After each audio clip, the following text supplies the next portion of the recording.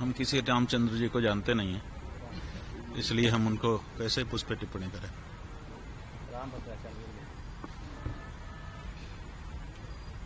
रामभद्र जी ने टिप्पणी की है।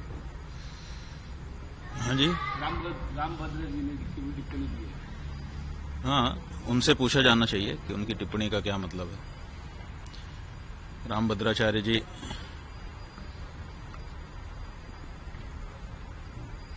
सबकी निंदा करते हैं। पुरी के शंकराचार्य के बारे में कहा है कि रामचरितमानस में तुलसीदास जी ने जिस तुलसी पीठ पर वो बैठे हैं, उसी तुलसीदास जी महाराज ने रामचरितमानस में लिखा है, सब कर निंदा जे नर करहीं, ते चमगादड़ होई अवतरहीं। तो सबकी निंदा करने से चमगादड़ की योनि में जाना पड़ता है, ये बात तुलसीदास जी महाराज कह रहे हैं। और उन्हीं तुलसी जी के नाम पे पीठ बना करके बैठे हुए रामभद्राचार्य जी सबकी निंदा कर रहे हैं। क्या उन्होंने ये एक चौपाई पढ़ी नहीं है, या फिर उस चौपाई के कुछ और अर्थ उन्होंने समझ लिए हैं, ये तो उनसे चर्चा करने पर ही पता चलेगा। ऐसा है कि दावा किया है उन्होंने कि हमको कभी कहा है कि 1 लाख पन्ने याद हैं पृष्ठ, और कभी कहा है कि 1.5 लाख पन्ने याद हैं पृष्ठ।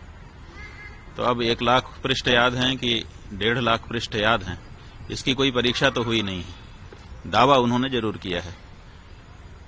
उन्होंने 3 दावे, वैसे तो अनेक दावे किए हैं, लेकिन 3 प्रमुख दावे हैं।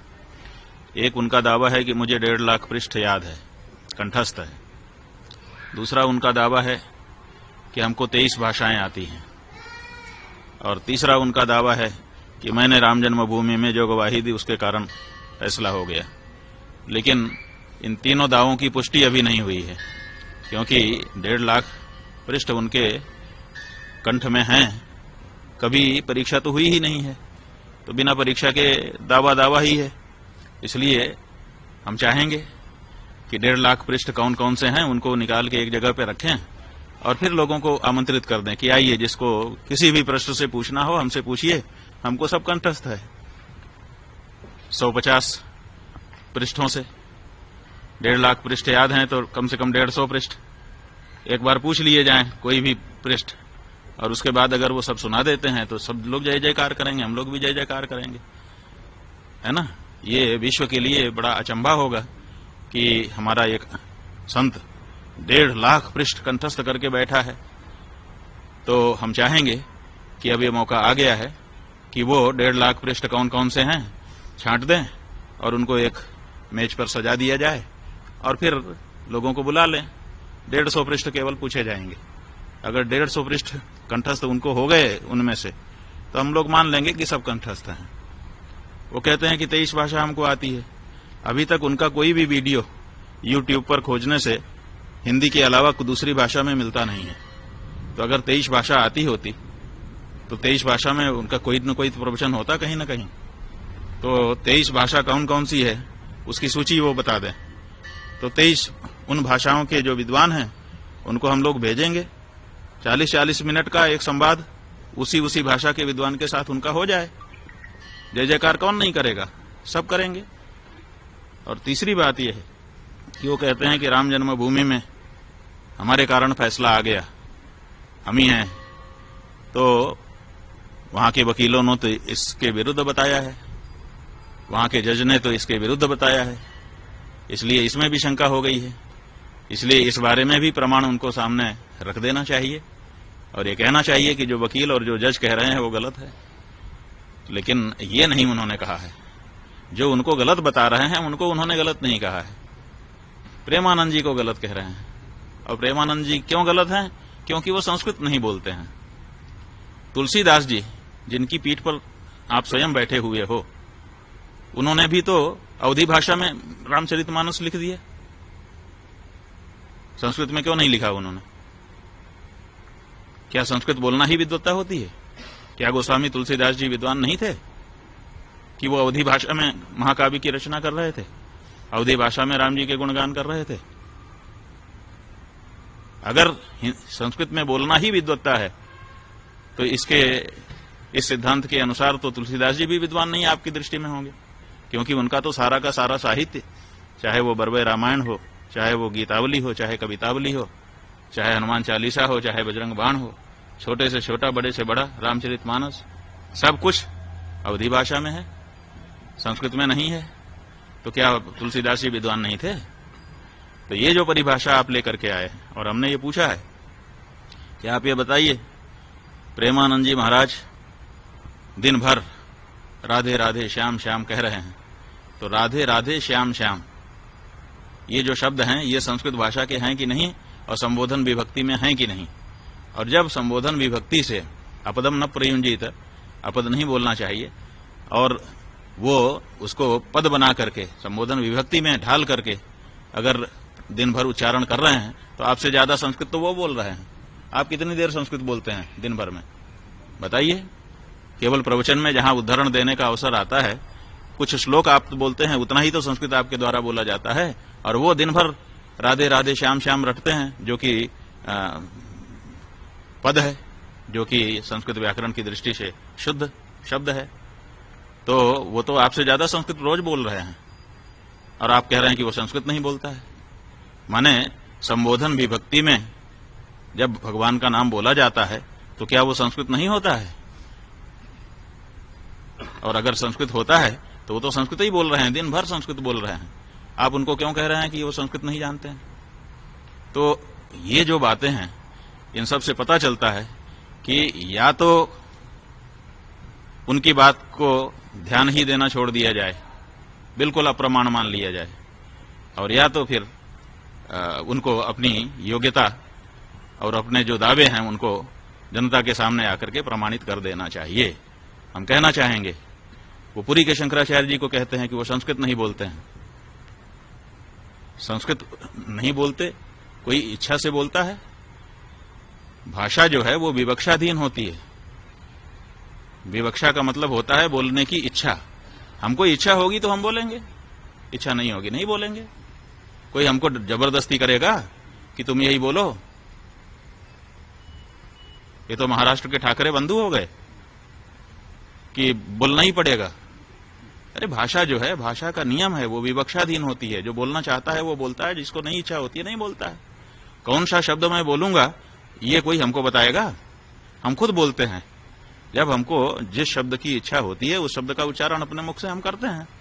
भाषाएं जो होती हैं वो विवक्षाधीन होती हैं, बोलने की इच्छा के अधीन होती हैं। तो ऐसी परिस्थिति में वो नहीं बोलते हैं उनकी इच्छा, लेकिन वो संस्कृत के विद्वान नहीं है, ऐसा तो नहीं है।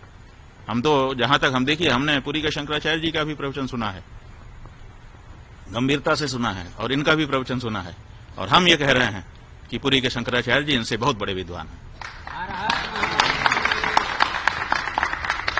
तो ऐसी परिस्थिति में जिन शब्दों का प्रयोग पुरी के शंकराचार्य जी करते हैं हिंदी में भी, उनके अर्थ लगाना इनके लिए कठिन हो जाएगा। इसलिए किसी को भी आप मूर्ख कह दो, इससे आपकी मूर्खता का जरूर पता चलता है। जिसके लिए कह रहे हो उसकी मूर्खता का पता नहीं। अब भाई वो तो जिसका जो स्वभाव होता है वो करता रहता है। हम तो जो हमारे आदरणीय पुरुष हैं उनके ऊपर जो टिप्पणी की गई है उससे आहत हैं। चारों शंकराचार्यों को उन्होंने कह दिया, आदि शंकराचार्य को उन्होंने कह दिया, इसके लिए हमको बोलना पड़ रहा है। अन्यथा बहुत से लोग बहुत कुछ करते रहते हैं, कहां कोई बोलता है? हम भी नहीं बोलते हैं। लेकिन एक समय आता है जब आपकी अति हो जाती है, सीमा का अतिक्रमण आप कर जाते हैं, तो उसके बाद फिर बोलना ही पड़ता है। तो अब ऐसी ही परिस्थिति हो गई है कि बिना बोले काम नहीं चल रहा, इसीलिए बोलना ही पड़ गया। बोल करके कोई खुशी भी नहीं है हमको, लेकिन मजबूरी है, बोलना पड़ेगा। अन्यथा उनकी जो तथ्यहीन बातें हैं, जनता के दिमाग में यही हो जाएगा कि ये तथ्यपूर्ण कह रहे हैं। जैसे वो प्रचार कर रहे हैं कि हमने गवाही दी, उसी से मुकदमा हो गया, और जज कह रहा है कि नहीं नहीं, उनका तो ठुकरा दिया गया था। वो जो तुलसी शतक लेकर के आए थे वो तुलसी की रचना ही नहीं थी, वो उनकी खुद की रचना थी। तो आप झूठी रचना लेकर के कोर्ट में चले जाते हो, और कोर्ट में वो आपका प्रस्तुत किया गया जो प्रमाण है वो अप्रमाणित हो जाता है। तो कोर्ट ने तो घोषित कर दिया एक तरह से कि आप अप्रमाण हैं, जिसको आप प्रमाण मान करके गए थे। तुलसी शतक नाम का एक ग्रंथ बना करके ले गए थे राम जन्मभूमि के मुकदमे में गवाही देने के समय में। कोर्ट ने कहा कि यह प्रमाण नहीं है। क्यों कहा? क्योंकि जिरह में पूछा गया इनसे कि आपने ये जो तुलसी शतक कहा है, ये इससे पहले कहाँ प्रकाशित हुआ था, कहाँ इसकी पांडुलिपि आपको मिली, किस सन में किस किस संस्थानों ने इसको छापा, पहले किसी ने इसको पढ़ा? तो ये कुछ नहीं बता पाए। तो इनका तुलसी शतक अप्रमाण हो गया। तो जब आपका प्रस्तुत किया गया तुलसी शतक अप्रमाण हो गया, तो आप भी अप्रमाण ही हो गए ना। जिस प्रमाण को हम लेकर के गए थे, अगर वो प्रमाणित नहीं हुआ, इसका मतलब कौन अप्रमाण हुआ? वही तो जो उसको लेके गया था। तो कोर्ट ने आपको पहले ही अप्रमाण घोषित कर रखा है, आपके प्रमाण को अस्वीकार कर दिया गया है। तो आप पहले ही घोषित अप्रामाणिक व्यक्ति हो। आपसे अब क्या कहा जाए? आप तुलसी के नाम का पीठ बना लेते हो। तुलसी के नाम का पीठ कोई कैसे बना सकता है? तुलसी के नाम का पीठ तुलसी बना सकते हैं, तुलसीदास जी ने तो कोई ऐसा पीठ बनाया नहीं। तो आप तुलसीदास जी के नाम को बुनाने के लिए तुलसीदास जी के नाम का पीठ बना लो, बना के बैठ गए। क्या परंपरा है आपकी? आपके पहले कौन रामानंदाचार्य था जिसकी गद्दी पे आप बैठे हो? अगर आपसे यह प्रश्न पूछा जाए तो आप क्या बता पाओगे? आपको यही बताना पड़ेगा ना कि मैंने प्लाट खरीदा, मैंने मठ बनाया, उसमें एक चबूतरा बना लिया, उसके ऊपर मैं बैठ गया हूं। इससे कोई रामानंदाचार्य हो जाएगा? और रामानंदाचार्य जी ने भाष्य लिखे, और उनके भाष्यों के होते हुए आपने स्वयं भाष्य लिख दिए और कह रहे हैं कि इस समय मैं ही केवल भाष्य करता हूं, दूसरा कोई भाष्य करता नहीं है। चारों शंकराचार्यों ने भाष्य नहीं लिखा है। अरे भाई, चारों शंकराचार्यों ने भाष्य क्यों नहीं लिखा है? चारों शंकराचार्य शंकराचार्य हैं और शंकराचार्य जी का भाष्य उपलब्ध है। जो चार शंकराचार्य हैं देश में, वो चारों शंकराचार्य हैं। अहम एव इति विज्ञेय, एवकार लगा हुआ है। इसका मतलब है कि ये चारों शंकराचार्य शंकराचार्य ही हैं और इन्हीं का लिखा हुआ तो भाष्य है, वो शांकर भाष्य। तो हमने क्यों नहीं लिखा है? हमारे नाम का भाष्य है और हम विद्यमान हैं, वो भाष्य हमारा ही है। उस भाष्य के बारे में जो चर्चा करनी हो करो, हमारा भाष्य है वो। हमको अलग कब लिखना पड़ेगा? जब हम शंकराचार्य के विरुद्ध मत वाले होंगे, शंकराचार्य जी का मत हमको सही नहीं लगेगा, तब हम नया भाष्य लिखेंगे। तो रामानंदाचार्य का मत इनको सही नहीं लगा, तभी ना इन्होंने नया भाष्य लिखा और खुद को रामानंदाचार्य कह करके पुजवा रहे हैं। रामानंदाचार्य के भाष्य को खारिज करके अपना स्वयं का भाष्य लिखने वाला व्यक्ति रामानंदाचार्य जी के नाम को भुना रहा है। रामानंद संप्रदाय के जो लोग हैं, हमको तो उनके ऊपर तरस आता है कि रामानंदाचार्य जी के भाष्य को अस्वीकृत करके स्वयं का भाष्य लिखने वाला व्यक्ति आपके बीच में रामानंदाचार्य बन के बैठा है और आप लोग चुप हैं। क्यों चुप हैं? प्रश्न उठता है। तो इसलिए बंधु, ये ठीक नहीं है। तुलसीदास जी ने उत्तर अपने रामचरितमानस में साफ लिख दिया है कि सबकी निंदा जे नर करहीं, ते चमगादड़ होई अवतरहीं। तुलसीदास जी को अगर इन्होंने पढ़ा होता तो सबकी निंदा नहीं करते, लेकिन ये सबकी निंदा करते हैं। आज तक मोदी जी के अलावा किसी की प्रशंसा करते दिखे वो? मोदी जी मेरे मित्र हैं। मोदी जी उस पार्टी के नेता हैं जो पार्टी गौ हत्यारों से चंदा लेकर के राजनीति कर रही है, और ये उनके मित्र हैं। कोई धर्माचार्य, गौ भक्त उस व्यक्ति को अपना मित्र कहेगा? आप उनके बारे में ना बोलो, शांत रहो, वो तो ठीक है, लेकिन मौन रह करके आगे बढ़ जाना सही है। लेकिन वो मित्र हैं, और मित्र जो है वो गौ हत्या को बढ़ावा दे रहा है, गौ मांस के निर्यात को बढ़ावा दे रहा है। तुम धर्माचार्य हो, गौ हत्यारे को मित्र कह रहे हो, गौ हत्या के समर्थन करने वाले को मित्र कह रहे हो। कैसे हम मान ले आपको धर्माचार्य? आप कहते हैं मैंने शास्त्र पढ़ लिए, शास्त्र में लिखा हुआ है कि जो विकलांग होता है उसको सन्यास का अधिकार नहीं है। उसके बाद भी आप दंड लेकर के सन्यासी बन करके घूम रहे हो लोगों के सामने। क्या वो पंक्ति आपकी दृष्टि में कभी नहीं आई? अंग विकलः। आपको अगर शास्त्र पढ़े होते, आप कहते हैं सर्वस्य लोचनम शास्त्रम, बिल्कुल सही है। यस्य नास्त्यंध एव सः। आप इस पंक्ति का उद्धरण देते हो अपने वक्तव्य में कि जिसके पास शास्त्र रूपी आंख नहीं है वो अंधा ही है। तो ठीक है, आपके पास ये भौतिक आंख नहीं है, उसके लिए हम कुछ नहीं कहते हैं, वो तो उसके लिए कुछ नहीं कहा जा सकता, उसके लिए हम कोई असम्मान नहीं कर रहे हैं। लेकिन आप ये दावा करते हो कि मेरे पास शास्त्र रूपी आंखें हैं। तो शास्त्र रूपी आंखें हैं तो शास्त्र रूपी आंख ने तो बताया है कि जो अंग विकल हो उसको संन्यास नहीं धारण करना चाहिए। तो आपने कैसे धारण कर लिया है? शास्त्र विरुद्ध कैसे आप सन्यासी बन के घूम रहे हो? बताओ। आप तुलसीदास जी के विरुद्ध हो, आप रामानंदाचार्य जी के विरुद्ध हो, आप शास्त्र के उपनिषद के विरुद्ध हो, और आप उस पार्टी के नेता के पूरे तरह से पक्ष में हो।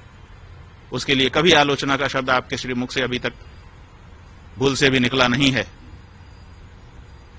पूरे सब आचार्य, सब भक्त, सब जो है सज्जन पुरुष आपकी दृष्टि में निंदा के पात्र हैं। और वो बड़ा संस्कृतज्ञ है ना, वो तो आपसे संस्कृत में ही बात करता होगा, इसीलिए तो आप बहुत गदगद हैं मुझसे। वो कौन सी संस्कृत है जिसके कारण वो आपका सम्माननीय है और बाकी सब निंदा के पात्र हैं आपके लिए? तो इसलिए ये जो व्यक्ति है ये पूरी तरह से अशास्त्रीय कार्य करता हुआ केवल राजनीतिक साठगांठ से बड़े बड़े पुरस्कार लेकर के अपने आप को और अपने मुंह से अपनी प्रशंसा करता है। तुलसीदास जी, जिनको सारा संसार विद्वान मानता है, वो कहते हैं कि सत्य कहूं लिखी कागज कोरे, कभी तो विवेक एक नहीं मोरे। कोरे कागज पे लिख के कहता हूं कि मुझे कविता विविता करना आता नहीं है, मैं विद्वान नहीं हूं। वो विद्वान, अपने मुख से थोड़े अपनी प्रशंसा की जाती है। विद्यमान रन पाई रिपु कायर कतहि प्रताप। जो कायर होता है वो अपनी प्रशंसा अपने मुख से करता है। अपने मुख से अपनी करनी बार अनेक भांति बहुबरनी। अपने मुंह से अपनी प्रशंसा नहीं होती रामानंदाचार्य जी।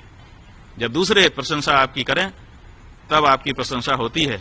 इसलिए हम तो केवल देखो भैया, ज्यादा नहीं कहना चाहते। बहुत दिन से लोग कहते रहते थे, बार बार दिखाते रहते थे इनके वक्तव्य। हम लोग कुछ नहीं बोलते थे। क्यों नहीं बोलते थे? क्योंकि विधर्मियों को यह कहने का मौका मिलता है कि देखो आचार्य लोग आपस में लड़ रहे हैं, तो ऐसा मौका हम क्यों दें, इसीलिए नहीं बोलते थे। लेकिन अब बिना बोले नहीं रहा जा रहा है, क्योंकि अब आप आदि शंकराचार्य को बोल रहे हो, अब आप चारों पीठों के शंकराचार्यों को बोल रहे हो, आप जो है भक्त हृदय प्रेमानंद जी उनको बोल रहे हो, और इसी तरह से जाने किसको किसको बोल रहे हो, किसी को आप छोड़ ही नहीं रहे हो। तो ऐसी परिस्थिति में जनता को जानकारी रहे इसके लिए बोल रहे हैं। आलोचना की दृष्टि से अभी भी हम नहीं बोल रहे हैं, और अभी भी हम कह रहे हैं कि उनके पास मौका है। उनके 1000 दावों में से 3 दावे निकाल लिए। 23 भाषा का मुझे ज्ञान है। आप 23 भाषा के विद्वानों को हम भेजते हैं आपके पास, आप सूची दीजिए। आप उनसे 20-20 मिनट, 40-40 मिनट संवाद करके दिखाइए उन सभी भाषाओं में जिन भाषाओं का आप दावा करते हैं। हम खुद जयकारा लगाएंगे आपकी इस प्रतिभा के लिए। आप कहते हैं कि मुझे 1.5 लाख पृष्ठ याद है। वो 1.5 लाख पृष्ठ निकाल करके सामने रखिए। उसमें से 150 पृष्ठ केवल हम पूछेंगे, और अगर आपने कंठस्थ सुना दिया हम खुद आपका जयकारा करेंगे, और नहीं और राम जन्मभूमि के बारे में हमने बता दिया, झूठा दावा कर रहे हो। अगर ये 3 आप नहीं बताते हो तो फिर आपकी कलई खुल जाएगी। ठीक है? जो दावा कोई करता है, जैसे वो कहते हैं कि आप संस्कृत नहीं जानते, संस्कृत नहीं बोलते। जिस विश्वविद्यालय से उन्होंने आचार्य की डिग्री प्राप्त की है, जहां उन्होंने शोध किया है, उसी विश्वविद्यालय से हमने भी आचार्य की डिग्री प्राप्त की है और हमने भी शोध किया है। ऐसी परिस्थिति में उनकी विद्या ज्यादा है, हमारी विद्या कम है, ये कैसे पता चलता है? जब एक ही डिग्री उनके पास भी है, हमारे पास भी है, तो उनकी डिग्री सही, हमारी डिग्री गलत? नहीं, दोनों की डिग्री सही है। वो भी विद्वान है। क्यों? क्योंकि परीक्षा लिखी है उन्होंने, उसकी परीक्षा दी है, परीक्षा देने के बाद प्रतिफल आया है, तब वो डिग्री मिली है। ठीक है? तो उसी तरह से अभी भी तो उनको जो दावे वो कर रहे हैं उसकी परीक्षा देनी चाहिए, इसलिए वो परीक्षा दें। अब हमारा यही कहना है, और नहीं तो ये झूठा बोलना बंद करें। ठीक है? हाँ भाई, जेपीसी का गठन करने का तो केंद्र सरकार को अधिकार है। किसी विषय में कोई भी चर्चा करनी है तो उसके लिए पहले संयुक्त संसदीय समिति का गठन किया जाता है। उसमें सब दल के लोग, सांसद बैठ करके विचार करते हैं, तो वो अपनी रिपोर्ट देगी, तब आगे बात बढ़ेगी। तो अगर विचार करने के लिए कोई विषय लाया गया है सांसदों के समक्ष, तो उसमें खराबी क्या है? ये अच्छा है। विचार तो होते ही रहना चाहिए, हर विषय पे विचार होना चाहिए। हम तो कहते हैं कि जैसे उन्होंने जेपीसी गठित कर दिया है, ऐसे ही रामभद्राचार्य पे धर्माचार्यों को भी जेपीसी गठित कर देना चाहिए। भाई कोई भी हो, देशभक्त व्यक्ति होना चाहिए और उसको इतना ज्ञान होना चाहिए कि वो पक्षपात विहीन होकर के जिस आसन पर बैठ रहा है उसका सही संचालन करे। अभी तो बात जो निकल करके आई है वो ये निकल करके आई है कि जो पुराने उपराष्ट्रपति थे उनका जो त्यागपत्र है उसको राष्ट्रपति ने स्वीकार ही नहीं किया है। अभी जो जानकारी निकल करके आई है सूचना अधिकार में, राष्ट्रपति भवन से पूछा गया था किसी कार्यकर्ता के द्वारा कि कितने बजकर कितने मिनट को किस तारीख को उपराष्ट्रपति त्यागपत्र देने आए, समय मांगा उन्होंने, कौन सा समय उनको दिया गया। तो राष्ट्रपति भवन ने बता दिया है कि इस बात की जानकारी नहीं है। इसका मतलब कि उन्होंने समय मांगा नहीं और आए नहीं और मिले नहीं, तो केवल उन्होंने चिट्ठी जारी की। इसका मतलब वो राष्ट्रपति भवन राष्ट्रपति को अपना त्यागपत्र देने भी आए नहीं। एक बात निकल के आ गई। और दूसरे उन्होंने पूछा है कि कितने बजकर कितने मिनट पर किस तारीख को राष्ट्रपति ने उनका त्यागपत्र स्वीकार किया, तो इसका भी जवाब राष्ट्रपति के भवन से नहीं दिया गया है और केवल गृह मंत्रालय का एक पत्र जारी कर दिया गया है जिसमें यह कहा गया है कि उनका त्यागपत्र स्वीकार कर लिया गया है और वो मुक्त किए गए। इसका मतलब है कि उपराष्ट्रपति राष्ट्रपति के पास गए ही नहीं और उनका त्यागपत्र उन्होंने सीधे दिया ही नहीं और सीधे उनका त्यागपत्र राष्ट्रपति ने स्वीकार ही नहीं किया है। गृह मंत्रालय के द्वारा यह सूचना अभी तक सामने आई है। तो राष्ट्रपति को उनका त्यागपत्र स्वीकार करने का अधिकार है, गृह मंत्रालय को थोड़ा है। तो इस और त्यागपत्र देने के बाद से अभी तक उनकी कोई सूचना नहीं है कि वो कहाँ है और किस हालत में है। आखिर ऐसा क्या उनको रोग हो गया कि वो गायब हो गए हैं। तो अभी तो उन्हीं को खोजने की प्रक्रिया चल रही है। तो ऐसी परिस्थिति में नए राष्ट्रपति के बारे में हम लोग अभी तो उन्हीं की चिंता कर रहे हैं कि आखिर उनके साथ क्या हुआ और क्या घटनाक्रम है। पहले ये स्पष्ट होना चाहिए। ये उपराष्ट्रपति का जो चुनाव कराया जा रहा है हम समझते हैं कि सही नहीं है। अगर पीछे वाले राष्ट्रपति के साथ ये सब हो सकता है तो अब जो चुना जाएगा उसके साथ भी ये सब हो जाएगा। तो इसलिए चुने जाने के लिए अभी अवसर नहीं है। अभी तो पुराने राष्ट्रपति के साथ क्या हुआ, कौन सी ऐसी घटना घटी कि दिन भर वो काम कर रहा हो, शाम को बोल दिया कि मैं बिल्कुल काम करने लायक नहीं हूं और उसके बाद से गायब हो गया। और राष्ट्रपति के यहां से ये स्वीकारोक्ति ही नहीं आ रही है कि हमने इस तारीख को इतने बजे त्यागपत्र स्वीकार कर लिया। तो अभी इसमें पेंच है बंधु, ऐसा हम समझते हैं।